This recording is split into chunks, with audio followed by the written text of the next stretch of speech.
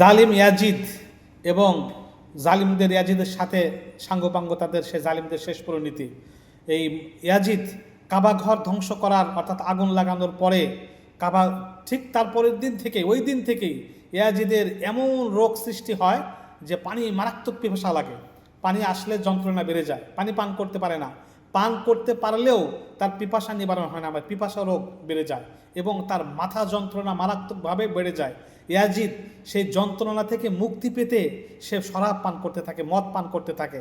এক পর্যায়ে মদ পান করতে করতে করতে যন্ত্রণায় গোসলখানায় পড়ে গিয়ে নির্মমভাবে মৃত্যুবরণ করে। আর একটা বর্ণনা রয়েছে যে ইয়াজিদ তার পিপাসা রোগ আল্লাহ পাক সৃষ্টি করে দেন, যেহেতু হুসাইন রাদিয়াল্লাহু আনহু এবং তার আহলে বাইত আল্লাহ রসুলের কলিজার টুকরার পরিবারদেরকে তারা ফোরাত নদীর পানি বন্ধ করে দিয়েছিল, পানি পান করতে দেয় নাই, সন্তানের এক ফোঁটা পানি পান করতেও দেয় নাই।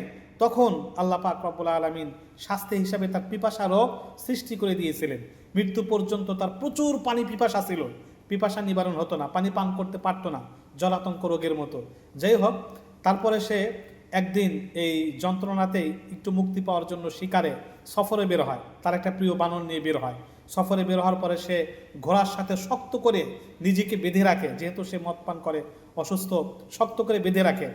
ঘোড়া খুব দ্রুত বেগে গিয়ে তাকে ফেলে দেয়, ফেলে দিয়ে ঘোড়া ইয়াজিদকে পিষ্ট করে, পায়ে পিষ্ট করে।